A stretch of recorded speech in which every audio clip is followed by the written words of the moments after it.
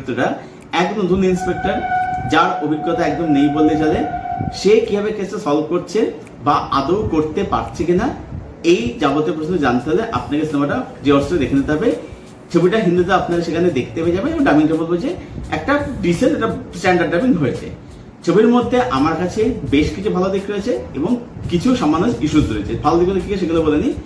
ভালো দিক হচ্ছে ছবিটার ফার্স্ট এটা কিন্তু বেশ দারুণ এনগেজিং। আপনারা দেখবেন যে মালায়ালাম ছবির ক্ষেত্রে তাদের বৈশিষ্ট্য হচ্ছে কি যে তারা না বিল্ড আপে অনেকটা সময় নেয়, যার ফলে অনেক ক্ষেত্রে সেটা বোর করে, ড্র্যাক ফিল করে।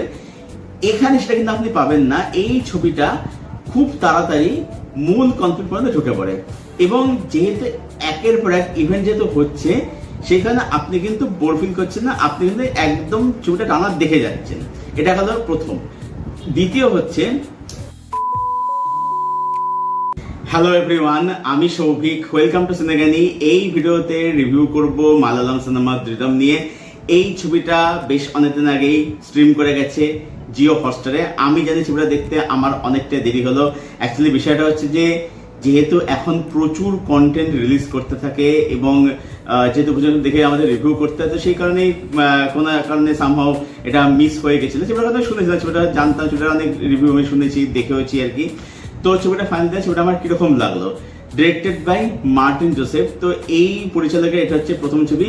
এর আগে ইনি নেরু, তারপর হচ্ছে 12 ম্যানের মতো ছবিতে অ্যাসিস্ট্যান্ট ডিরেক্টর কাজ করেছেন এবং এই পরিচালক আপনি দেখেছেন মোহনলাল স্যারের দৃশ্যম 2-তে, যেখানে এই যে মাতাল যে বিয়ে ছেলে পাশে থাকতে আসে, তারপরে পুলিশ বেরোবে আর কি, মানে হাজবেন্ড দুজন পুলিশ অফিসার ছিল।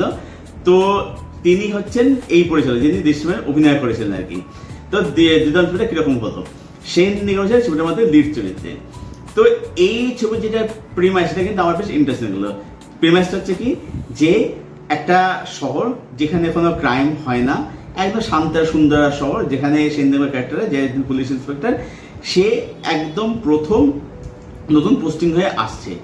এইবার যখন সে পোস্টিংয়ে আসছে, তার কিছু সময় পরেই ওই শহরের মধ্যে, এখানে কোনো ক্রাইম কখনো হয়নি, একের পর এক ক্রাইম হতে শুরু করে।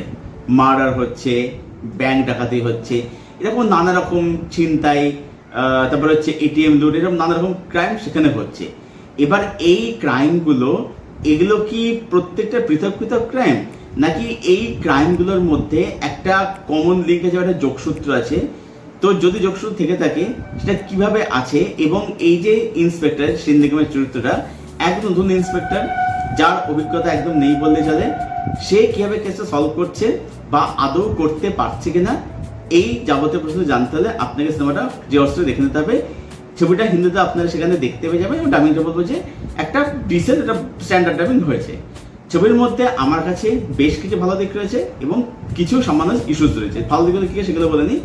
ভালো দিক হচ্ছে ছবিটার ফার্স্ট এটা কিন্তু বেশ দারুণ এনগেজিং। আপনারা দেখবেন যে মালায়ালাম ছবির ক্ষেত্রে তাদের বৈশিষ্ট্য হচ্ছে কি যে তারা না বিল্ড আপে অনেকটা সময় নেয়, যার ফলে অনেক ক্ষেত্রে সেটা বোর করে, ড্র্যাক ফিল করে। এখানে সেটা কিন্তু আপনি পাবেন না। এই ছবিটা খুব তাড়াতাড়ি মূল কনফ্লিক্ট পর্যন্ত ঢুকে পড়ে এবং যেহেতু একের পর এক ইভেন্ট যেহেতু হচ্ছে, সেখানে আপনি কিন্তু বোর ফিল করছেন না, আপনি কিন্তু একদম ছবিটা টানা দেখে যাচ্ছেন। এটা হলো প্রথম। দ্বিতীয় হচ্ছে ছবির ক্লাইম্যাক্স। ক্লাইম্যাক্সের ছবির সবথেকে হাইলাইট, ক্লাইম্যাক্সের টুইস্টের সেটা কিন্তু সত্যি দারুণ, মানে আনপ্রেডিক্টেবল। যারা হয়তো অতটা যাদের এক্সপোজার নেই, তাদের কিন্তু তারা কিন্তু ছিটকে যাবে। এবার আমার ক্ষেত্রে যদি বলি, আমি দেখুন ওরকম কুল সাজার জন্য নিজেকে বোধটা দেখাতে বলবো না যে না আমি অনেকে ধরে ফেলেছিলাম, এরকম হয়েছে সেরকম হয়েছে, সেটাই বলতে পারবো না। আমি সামান্য একটা আঁচ করছিলাম যে এরকম কিছু একটা হতে পারে, ঠিক আছে, যদি আপনি লজিক দেখেন, লজিক লাগান যদি আর কি। এবার যখন সেটা রিভিলেশন হচ্ছে, ওই রিভিলেশনটা ওইটা কিন্তু আমাকে মজা, তার যে এন্টার যে এক্সিকিউশন কিন্তু মজা দিয়েছে। এর সঙ্গে সঙ্গে বলবো ছবির মধ্যে যারা অভিনয় করছে, সেটা সেন নিগম হোক বা যারা আদার্স সাপোর্টিং কাছে, তার থেকে বলবো যে বেশ বেশ ভালো কাজটা ডেলিভারি করে তাদের চরিত্র অনুযায়ী। টেকনিক্যালি ছবিটা বলবো যে বেশ ভালো, মানে এর লুক অ্যান্ড ফিল বলুন, ক্যামেরা ওয়ার্ক বলুন, কালারের কাজ বলুন, ওভারঅল মেকিং সিনেমাটাকে, সেটা কিন্তু বলবো অবশ্যই ছবির যে থিম, যে টোন, সেটা কিন্তু বললো বিউটিফুলি কিন্তু এনহ্যান্স কিন্তু করতে পারে। আর শেষের টুইস্ট গুলো অবশ্যই এগুলো তো মজা তো দেবে একদম, সেগুলো বেশ ভালো, মানে একটা মানে টুইস্ট, একবার টুইস্ট কিন্তু আসতে থাকে ছবিটার মধ্যে, এটা কিন্তু বেশ মজা দেবে আপনাকে আর কি। তো ছবিটার মধ্যে এইগুলো ছিল পজিটিভ। আর ছবিটার মধ্যে এছাড়া বলবো যে একদম কম রান টাইম, 2 ঘন্টা 8 মিনিটের ছবিটা সেখানে 2000 চলে, সেটা আপনি বোর করছে না। এগুলো হচ্ছে পজিটিভ দিক। এবার নেগেটিভ হচ্ছে যে এই ছবিটা সেকেন্ড হাফে গিয়ে ক্লাইম্যাক্স ছবিটা একটু ড্রপ খায়। কিরকম ড্রপ খায় সেটা হচ্ছে যে মানে এই যে ধরুন একেবারে ইভেন্ট ঘটছে, একেবারে ক্রাইম ঘটছে, এইটা সেকেন্ড হাফে গিয়ে একটা পর্যায়ে আপনার কিন্তু একটু জার্নিং লাগবে, একটু বোর ফিল করবে, মানে একটু একঘেয়ে লাগবে, মানে ব্যাপারটা ভীষণ রকম একটা রিপিটেটিভ লাগতে আপনার শুরু করবে আর কি। এটা ক্লাইম্যাক্সের আগে হতে, বাট ক্লাইম্যাক্সের আগে ক্লাইম্যাক্স ছবিটা কিন্তু আবার কিন্তু তুলে নেয়, এটা একটা। আর দ্বিতীয় হচ্ছে যেহেতু ছবিটার মধ্যে শুধু একবার ইভেন্ট ক্রাইম দেখে যাচ্ছে, এখানে না কোনো চরিত্রের পার্সোনাল সঙ্গে দেখানো কিন্তু হয় না। হ্যাঁ, এখানে সেনদেগোর সাথে তার মায়ের একটা বেসিক কনভারসেশন রেখেছে, বাট সেইটা আলাদা করে কিছু ইম্প্যাক্ট ফেলে না।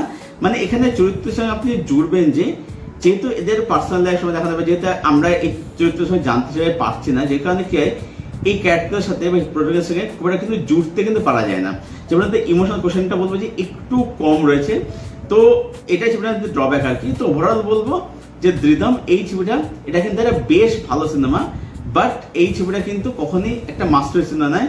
কেন ভালো সেটা আমি কারণগুলো বললাম পজিটিভ দিকের মধ্যে, আর কেন সেটা মাস্টার পিস সেটা কিন্তু বললাম, তার কারণগুলো বললাম আর কি।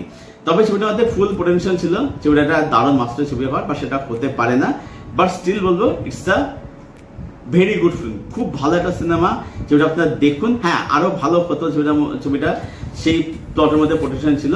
তো সব মিলে দ্রিদম এই ফিল্মটাকে আমি রেট করলাম 7.5 আউট অফ 10। এই ছিল আমার রিভিউ দ্রিদম এই ছবিটাকে কেন্দ্র করে।